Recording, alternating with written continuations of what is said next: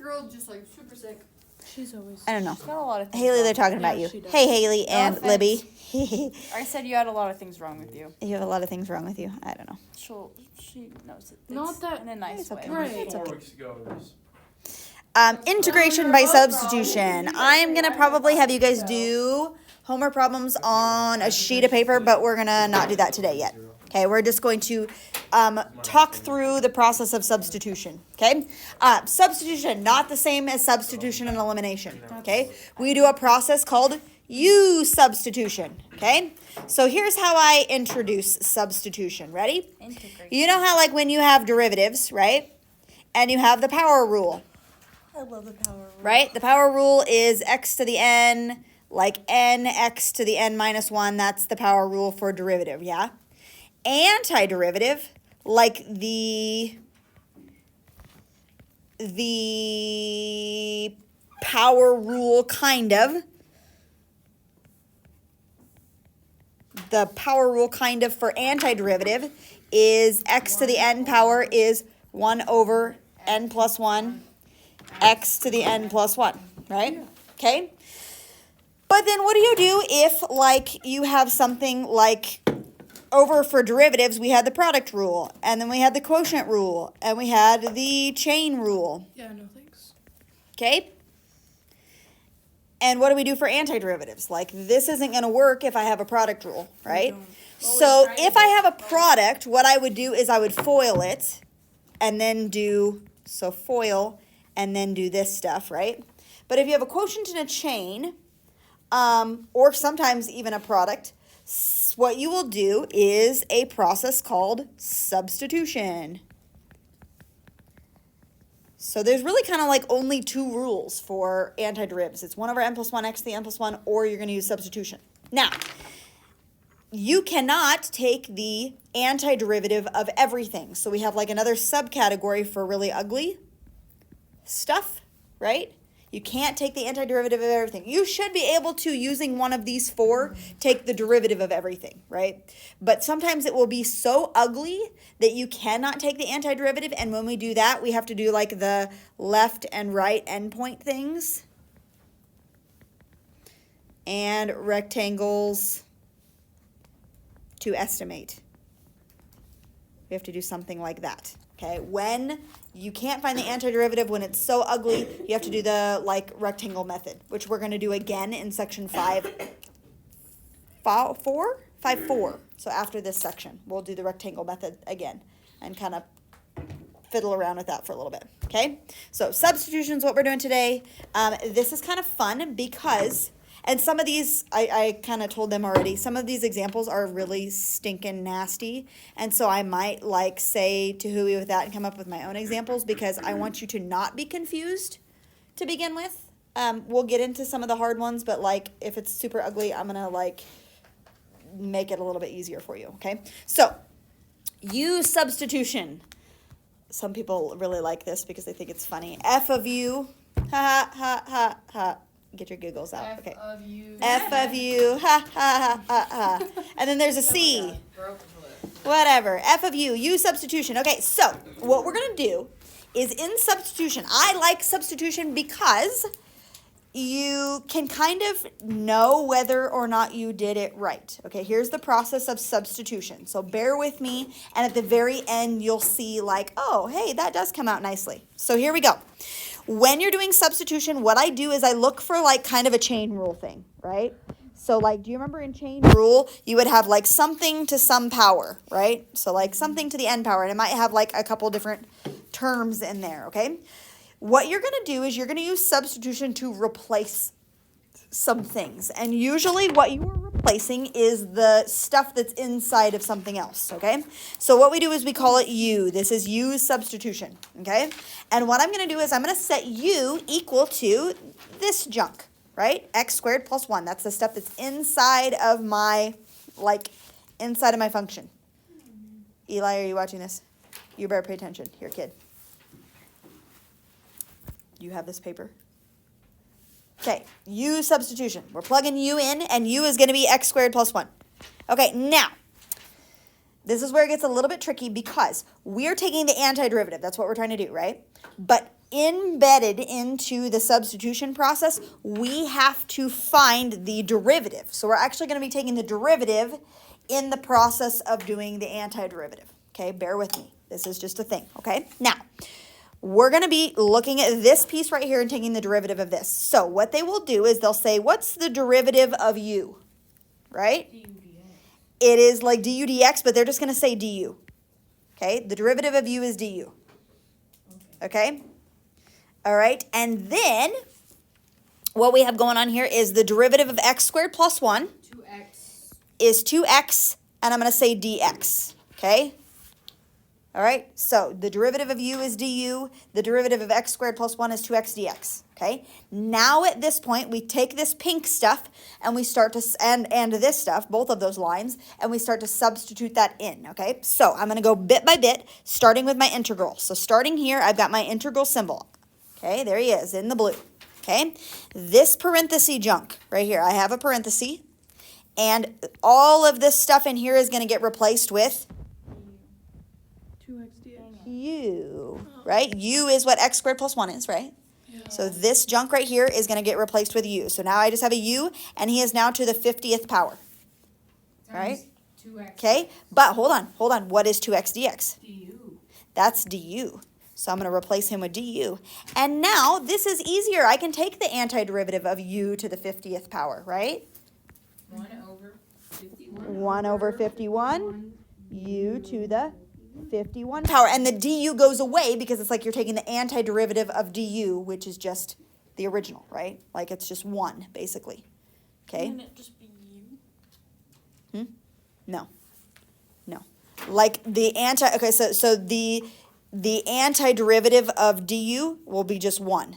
The antiderivative of 1 is u, right? Got it. Yeah? Okay, like that. So anytime you're taking the antiderivative, this little bit just falls off, okay? Then I have plus c, okay? All right, we've done it. We're almost done. Last thing, this guy, we have to put him back in terms of my x's. So I have 1 over 51. Instead of calling it u, I'm going to put back in what u is, which is x squared plus 1 to the 51st power plus c. Could we not have just done that? Kind of. We could have just done that from this. What? From this guy. Yeah. If you Does can, he if you always know have in your to be brain this that that's like how way? he works, Isn't it yes. just But like sometimes if it will get it's- really more disgusting. Okay. Isn't it just like if the stuff in parentheses just like a number out front? Don't you just Yeah, like wait kinda. and put it on? Yeah. So the deal here is, let's try to take the derivative and let's see what happens to him. So this is the answer. We're done. I'm Wait, just wait, gonna wait. check my answer. In every single like scenario, will it always equal like The every- stuff that's already in there, most of the time. like so the dx or the 2x dx. Yep, the 2x dx was is the it derivative of the always- inside. Like it's always given to us. Mhm. But will we always know that? Not always. Sometimes it will be a little bit more hidden. So these are, let's see, easy. These are easy to recognize substitutions. Then we get down here to the back side where it says less apparent substitutions, where you have to do a little bit more fiddling, okay? So these ones are a little bit more obvious in that this guy is the derivative of that guy, right? Like, so you see he appears in there, okay? So let's check this answer. That's my answer. And if we would have checked this, we do the chain rule, right? Which means we drop the 51 down, and 1 over 51 times 51 goes away, right? And this is now x squared plus 1 to the 50th power. But then I have to take the derivative of the inside, because this is the chain rule. So that is 2x, right? And then the plus c goes away. So this is my derivative of my antiderivative, and this matches what we had to begin with here. So I can just check my answer, right? Make sense? Yeah, so there's that. Okay, but that is the process of substitution. You're substituting a variable called u in for that thing, and, whatever. Here are the steps. So you're looking for some sort of composition we usually take, and our u is going to be like the stuff that's inside of something to some power. Right? That's going to be what u is, okay? U is the stuff inside, okay? Then we are going to find du, plug stuff in, take the derivative, or take the antiderivative and do all that stuff, okay? So, example 2, here we go. They're doing sine in there. Don't let that confuse you. It's going to be fine. We have to substitute u in for something. What are you going to call u? X plus 9. X plus 9, okay? So I'm going to do that, and the very next step is to find the derivative. So du is the derivative of u, right? And what's the derivative of x plus 9? 1 dx, okay? So now I'm just going to go and start replacing things. So starting with my integral symbol, I'm going to plug him in. Sine is going to stay sine, but now it's sine of u instead. And dx is now going to become Nothing. du Dang it. in place, right? We have to switch our variables to du's now instead of x's. So everything that was at x before is now in terms of u now, okay? Hold on, we haven't taken the antiderivative yet. We've just rewritten him. Now we take the antiderivative. What's the antiderivative of sine? The antiderivative of sine. Cosine. I think, is it negative cosine? I think it's negative cosine. Because the derivative of cosine is Yeah, negative it's sine. negative It's negative cosine of not x, negative cosine of u. That's what the antiderivative of sine is. Plus c, okay? But then my last little bit is to plug the x plus 9 back in for u. So my final answer is negative cosine of x plus 9 plus c, okay? And that is my final answer. If you want to take the derivative then, the derivative of cosine is negative sine, so this would be negative sine of x plus 9 times the derivative of the inside, which is 1, Positive sign. right? Which is positive sine of x plus 9. The c, of course, is gone because you take the derivative of c. So sine of x plus 9, done, right? Okay, we won't always check our answer, but that's how that works. Got it? Okay, this one. U equals x minus 8, okay? Du equals 1 dx. 1 dx, okay? Or just dx. Now we substitute. So starting with my integral symbol, whoop, u to the 23rd, du. Okay, now we take the antiderivative, which is 1 over 24 u. No. u, yeah? No, x minus 8. Oh, you're just doing 2 steps at once. That's fine. U to the 24th plus c. So that is 1 over 24 times x minus 8 to the 24th power plus c. Now, sometimes they will do this. So you are more than happy to write your answer like that, or more than welcome to write your answer like that. Sometimes they will do this to you. Just put it over. X minus 8 to the 24th power over 24 plus c. Sometimes they'll write it like that instead, which is totally fine too. Whichever way you want to write it, but just so that you know, if they write it like that, it's not like some foreign thing. Okay? Good? No. No? No? Okay, I'll pause for a second.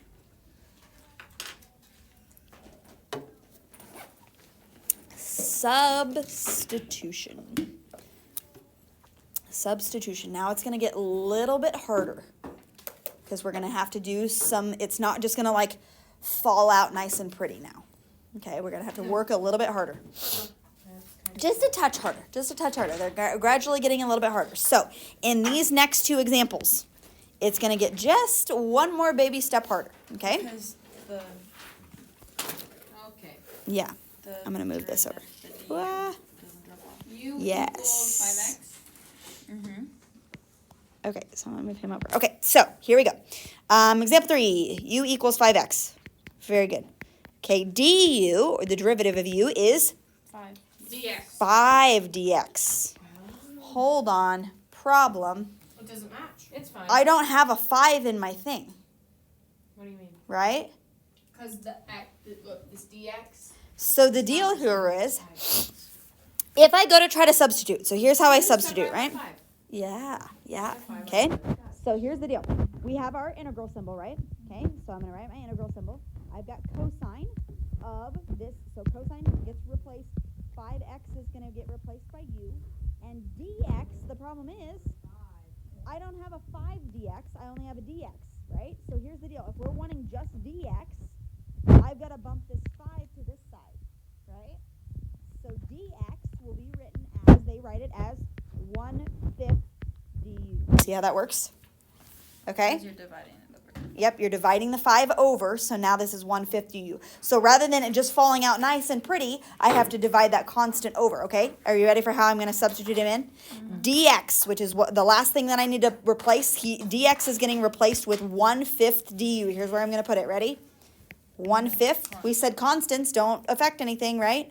So I'm just going to put the 1/5 out in front, let him sit tight until I'm done with my antiderivative, and to just slap him on the front, right? We can do that. You can so do that if he's a constant. Oh, Yep. yeah. Yep. Yeah. Right. Right. Yeah. So now I just do my antiderivative. So the 1/5 is just chilling. What's the antiderivative of cosine? I think it's sine, because the derivative of sine is cosine. Okay. So it's just sine, not negative sine, just sine. Sine of u. The du goes away plus c, and then all I have to do is 1/5 sine of 5x plus c, and there he is. Right. Easy peasy. Easy peasy. Ooh, that looks good. Okay, good? No?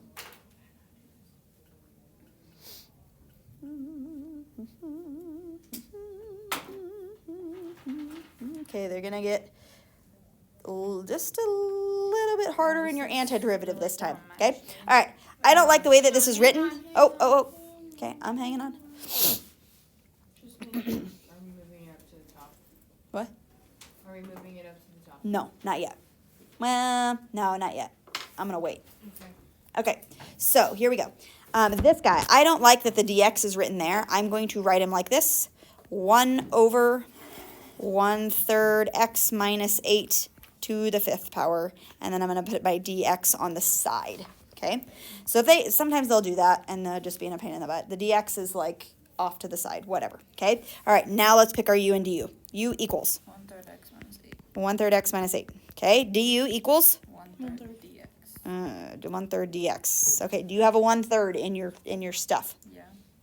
How in the world did we get 1/3? No. Because the derivative of 1/3 x minus 8 is 1/3. Right? It's not always dx, so that's why we have to adjust it because we want it to be What? dx. I'm confused.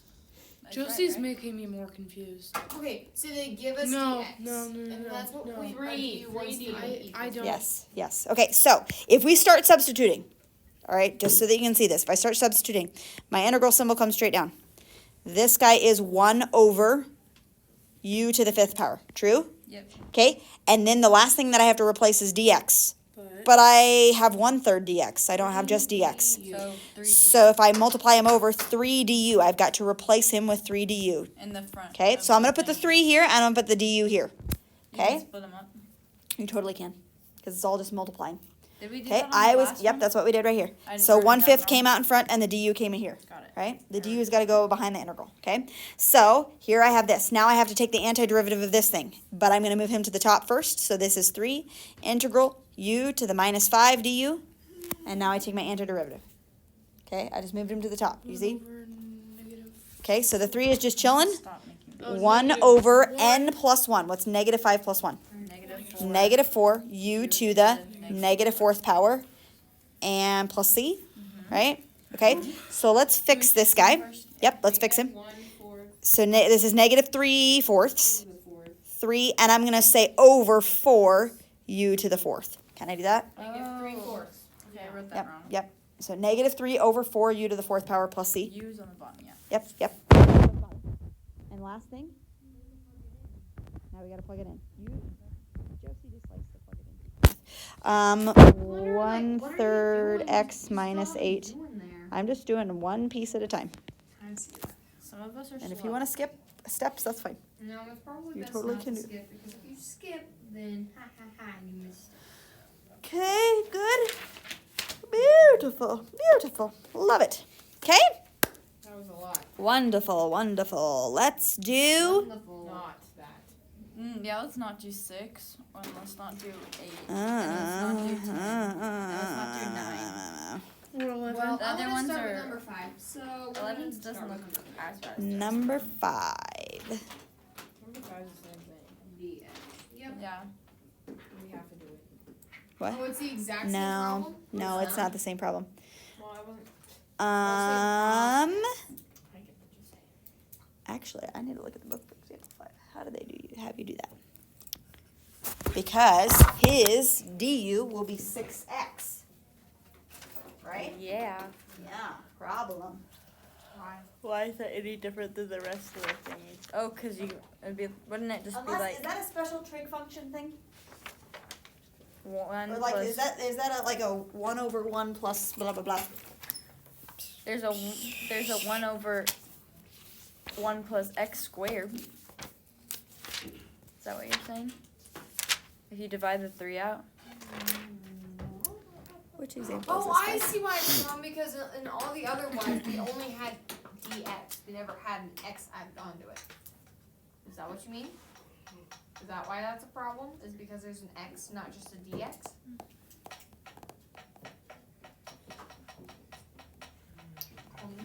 I don't want to do example 5. I'm not going to make you do something like that because that's really disgusting. Nope. Because it's 6x dx, not. Yeah, it's 6x dx, which is gross. Okay, let's do example 6, and then maybe we will. Oh my gosh. Take a breather. Yeah, let's do example 6, and then we'll take a breather. Okay, and then we'll stop for a little while, or for today. For today. We are going to. All right, we're going to do these in two. We have 2 pieces, right? Okay. We've got the integral of 1 over x dx plus the integral of secant squared pi x dx. Okay? Breaking it apart. Yep. Now, the first chunk, he does not need to be a u. True? We don't need a u for the first part. Right? We don't have to do substitution for the first part. Okay? Why? So, because he would just be x to the negative 1 power. Right? He's not a composite function, right? So if I do the antiderivative of him, he will be 1 over, oh shoot, problem. Let's talk about it.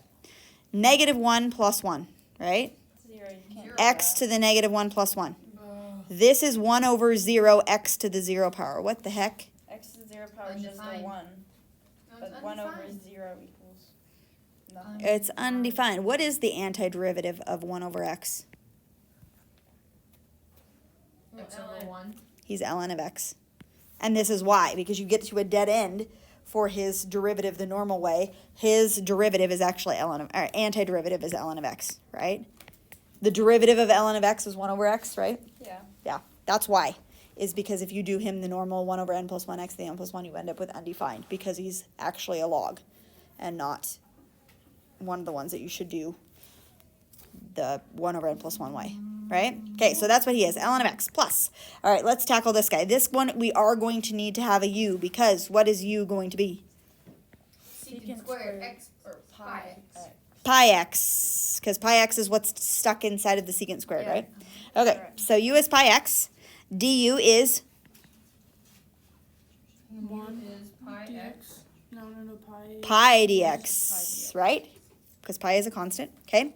All right, let's start to substitute. So I've got my integral, secant squared of pi x, okay? It's worth noting that this actually means secant of pi x, that whole thing squared, true? That's what this says, yeah? Okay, so that will be, Oh. actually, you know, I didn't need to write it like that. I could just say secant squared u, right? Yeah. Okay, now we want to replace dx, but I don't have a pi dx, right? So I've got to do 1 over pi du equals Oh, in dx. front of the- Yep, so I'm going to do 1 over pi, and I've got du here. Okay, we got to divide the pi over. Okay, what is the antiderivative of secant squared? I don't know. Oh, You got here, I got you. Secant squared, the antiderivative? Secant squared is just tangent. It's just tangent. The derivative of tangent is secant squared. So the antiderivative of secant squared is tangent. So tangent of u plus c. But then I've got to put all my junk back together. So ln of x is what the antiderivative of the first part is, plus 1 over pi, tangent of pi x plus c. And that is my antiderivative of the whole thing. Yeah. You just break it down into pieces. What happened to our integral sign? Once you take the antiderivative, the integral is gone. Right? So like from this step to this step, I took the antiderivative because the antiderivative of secant squared is tangent. So that's when the integral symbol goes away. Yeah? Good? There we go. That is the process. I understood that all the way. Yeah? Did you? I Nice. did not. You did not? Because Yeah. okay, so the reason why we have to move our pi and stuff over is because they give us dx. So we want our du to be whatever dx that they give us. But Right. since it's not, we have to adjust it. And so after we adjust it, then we just stick it out in front. Yeah. I get it. Yeah, you just And now explain I that think in a it's very flew way. by ACT. You're gonna be fine. You're gonna be all right. Okay, good? All right. Brain break until ACT starts. I need help when you